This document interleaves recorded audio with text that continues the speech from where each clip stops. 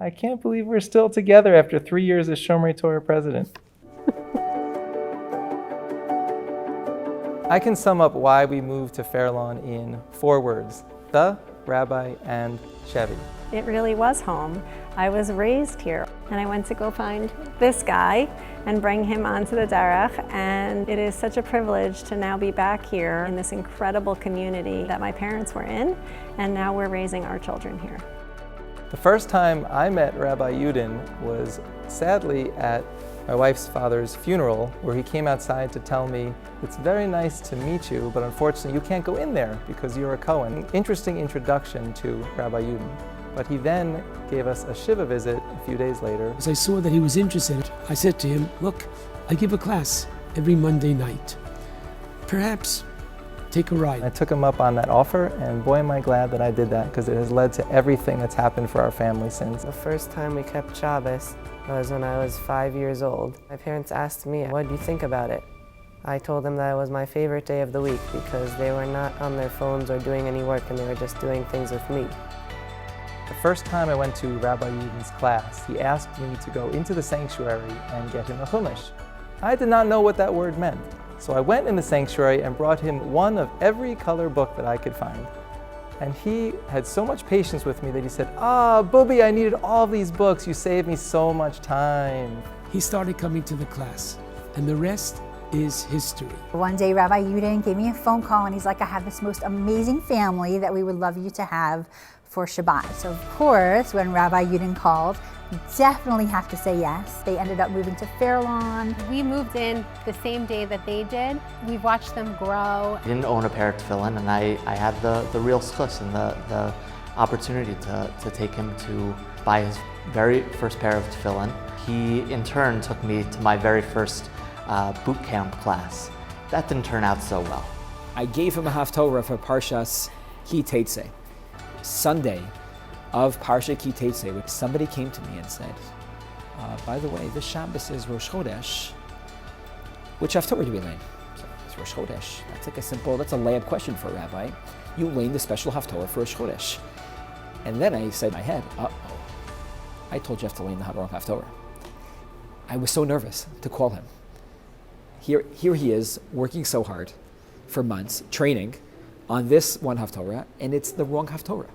So you see really the mark of a person, the mensch that Jeff is, in situations like this, and there have been many over the past few years. I said, "Jeff, I really messed up.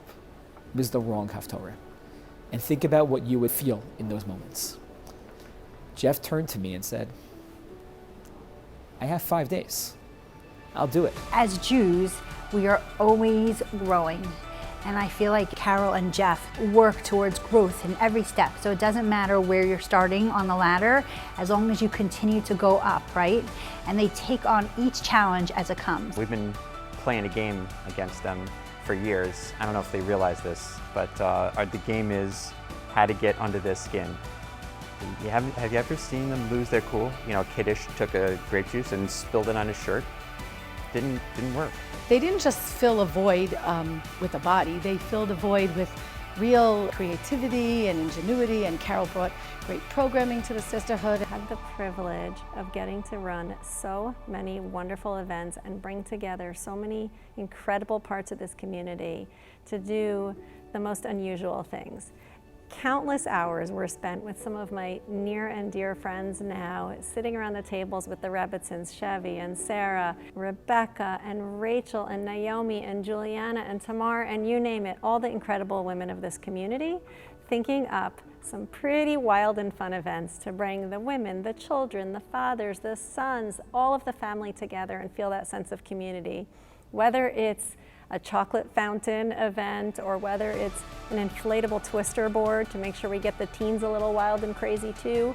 It's so many fun, different experiences. There's yoga and incredible speakers. I mean, you name it. But what about all the husbands who help set up these events? The husbands. So the husbands do often have to run and do all of the shopping or the groceries. And so really, they've debated for years trying to get us to call it the Misterhood.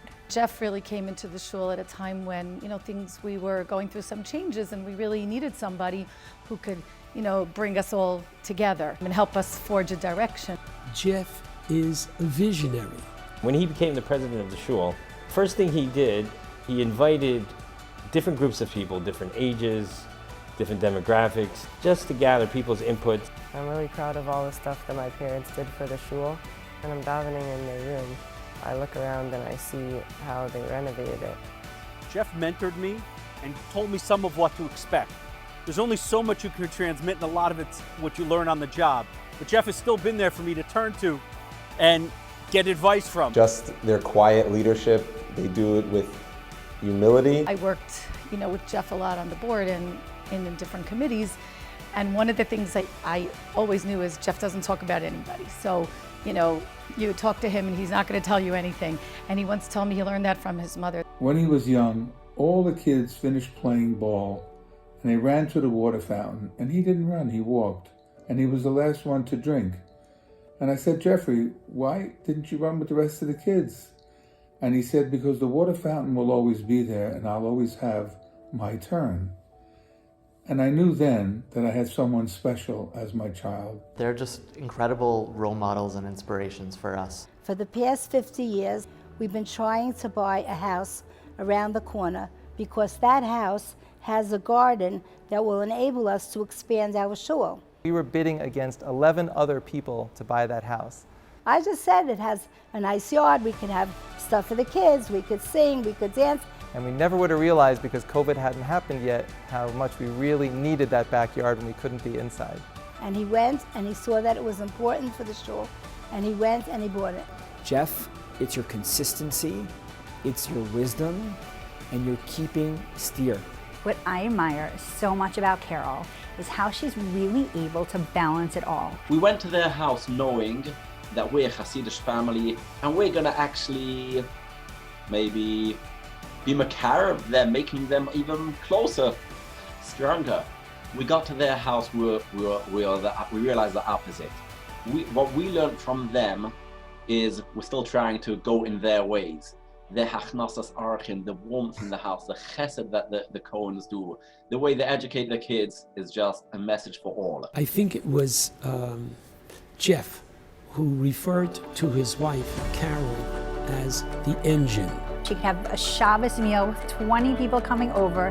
Then she might have like her kids' sitter play and anything with her children's needs. And she's able to take all of those pieces of her life, put her full heart into it, and make it successful. And she does it all with a smile. When I think about Jeff and Carol, I think about creativity, an amazing balance of fun.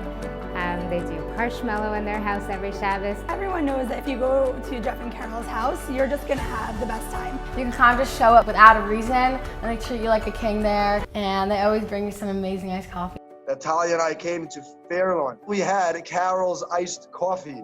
We didn't really need any more actually than that. Yeah, it's always the iced coffee. It's always the iced coffee. My parents are really nice people. That if there's a problem, they're not going to stand by. They're going to help solve the problem. Anytime you need a friend, you can call Carol. 2 in the morning with a wet vac. That's right. And if you think about the Cohens, they're all about Sefer Panim Yafos. I remember the first time meeting the Cohens, there's like 10 or something, and there's like we knew them for a lifetime. Whenever I go to the Cohens' house, it's always so fun. When I think about the Cohens, I think about people who take life seriously, but don't necessarily take themselves too seriously. When Gabe was coming up on bar mitzvah age, he said, the place that I'm going to be for this is Yerushalayim. So we packed our bags. Rabbi Yudin came to it, and he led mincha, and then he handed it off to me for Mariv, the first chance I had to be a chazan. There was such a special connection between our son and our Rebbe. And of course, Chevy and I were up in the women's section, crying hysterically, watching this whole scene.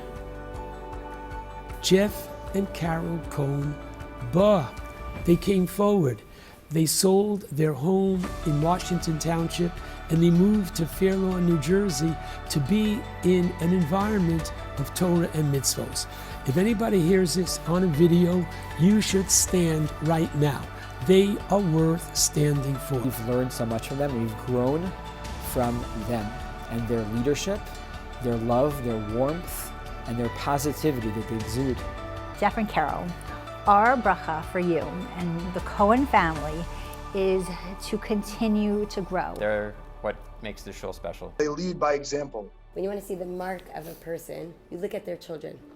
And if you look at the Cohen children, they have tremendous midos. They love Torah and Eretz Yisrael. Jeffrey, your dad loves you beyond any words I can say. It was like our children found like more siblings, and we found kind of like, siblings. Rebecca and I on our extended family would love to wish Jeff, Carol, their children, and their whole family tremendous mazel tov. Jeffrey and Carol, anybody who has you in their inner circle should consider themselves so lucky. We want to wish Carol and Jeff a big mazel tov on being honored at the Shomrei Torah dinner. We couldn't be happier to share in this special evening with them and look forward to many more beautiful memories together in the years to come. We love you. We love you guys. We love you, Jeff and Carol. You guys are the best. You're awesome. Just as you've made an impact on Shomrei Torah, you continue to make even more of an impact on the broader Jewish community and all of Klal Yisrael. As much as we honor them today, they really honor us by being with us, by being part of the shul, being our friends, showing us dedication. I respect the two of you and wish you nothing but mazel. So together we say mazel tov.